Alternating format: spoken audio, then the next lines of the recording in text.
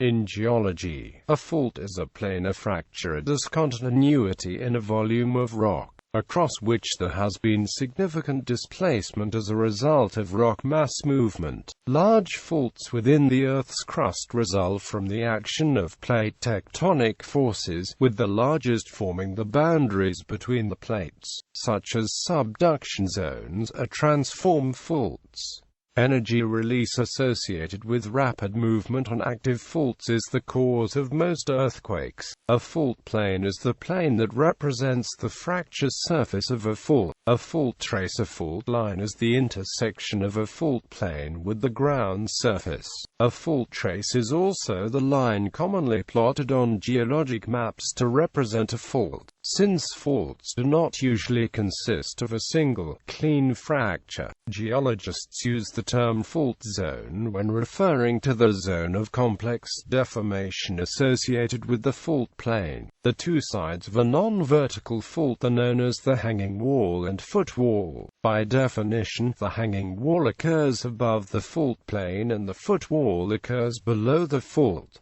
This terminology comes from mining. When working a tabular ore body, the miner stood with the footwall under his feet and with the hanging wall hanging above him. Mechanisms of faulting. Because of friction and the rigidity of rocks, they cannot glide or flow past each other easily, and occasionally all movement stops. When this happens, stress builds up in rocks, and when it reaches a level that exceeds the strain threshold, the accumulated potential energy is dissipated by the release of strain, which is focused into a plane along which relative motion is accommodated. The fault strain occurs accumulatively or instantaneously, depending on the rheology of the rock. The ductile lower crust and mantle accumulates deformation gradually via shearing, whereas the brittle upper crust reacts by fracture. Instantaneous stress release echoes motion along the fault. A fault in ductile rocks can also release instantaneously when the strain rate is too great. The energy released by instantaneous strain release causes earthquakes, a common phenomenon along transform boundaries.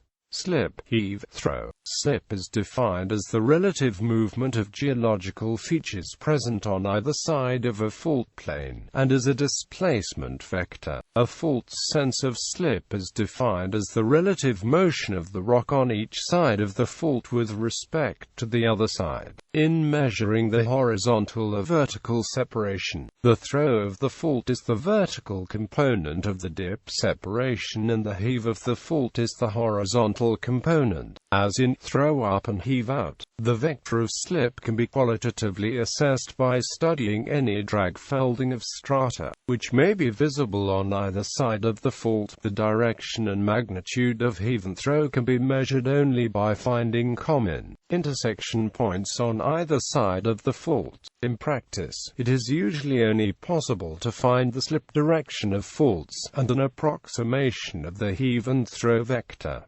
Fault types. Based on direction of slip, faults can be generally categorized as strike slip, where the offset is predominantly horizontal, parallel to the fault trace. Dip slip, offset is predominantly vertical and or perpendicular to the fault trace. Oblique slip, combining significant strike and dip slip. Strike slip faults. The fault surface is usually near vertical and the footwall moves either left or right or laterally with very little vertical motion. Strike slip faults with left lateral motion are also known as sinistral faults. Those with right lateral motion are also known as dextral faults. Each is defined by the direction of movement of the ground on the opposite side of the fault from an observer. A special class of strike slip faults is the transform fault, where such faults form a plate boundary. These are found related to offsets in spreading centers, such as mid-ocean ridges, and less commonly within continental lithosphere, such as the Dead Sea Transform in the Middle East, or the Alpine Fault, New Zealand. Transform faults are also referred to as conservative plate boundaries, as lithosphere is neither created nor destroyed. Dip-slip faults. Dip-slip faults can occur either as reverse or as normal faults. A normal fault occurs when the crust is extended. Alternatively, such a fault can be called an extensional fault. The hanging wall moves downward, relative to the footwall. A down-thrown block between two normal faults dipping towards each other is called a graben. An up-thrown block between two normal faults dipping away from each other is called a horst. Low-angle normal faults with regional tectonic significance may be designated detachment faults. A reverse fault is the opposite of a normal fault. The hanging wall moves up relative to the footwall. Reverse faults indicate compressive shortening of the crust. The dip of a reverse fault is relatively steep, greater than 45 degrees. A thrust fault has the same sense of motion as a reverse fault, but with the dip of the fault plane at less than 45 degrees. Thrust faults typically form ramps, flats and fault bend folds. Flat segments of thrust fault planes are known as flats, and inclined sections of the thrust are known as ramps. Typically, thrust faults move with informations by forming flats, and climb up section with ramps. Fault bend folds are formed by movement of the hanging wall over a non-planar fault surface and are found associated with both extensional and thrust faults. Faults may be reactivated at a later time with the movement in the opposite direction to the original movement. A normal fault may therefore become a reverse fault and vice versa.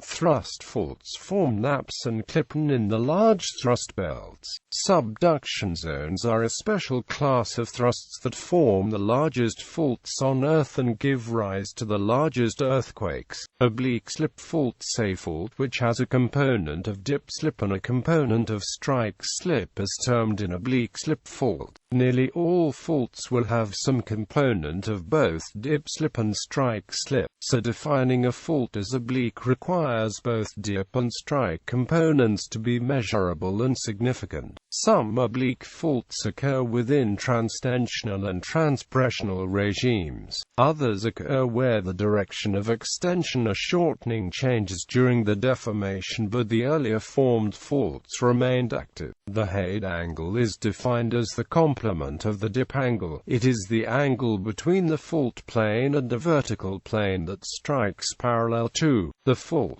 Listric faults are similar to normal faults, but the fault plane curves, the dip being steeper near the surface, then shallower with increased depth. The dip may flatten into a subhorizontal décollement, resulting in horizontal slip on a horizontal plane. The illustration shows slumping of the hanging wall along a listric fault. Where the hanging wall is absent, the footwall may slump in a manner that creates multiple listric faults. Ring faults are faults that occur within collapsed volcanic calderas and the sites of bolide strikes, such as the Chesapeake Bay impact crater. Ring faults may be filled by ring dikes. Synthetic and antithetic faults. Synthetic and antithetic faults are terms used to describe minor faults associated with a major fault. Synthetic faults dip in the same direction as the major fault, while the antithetic faults dip in the opposite direction. These faults may be accompanied by rollover anticlines.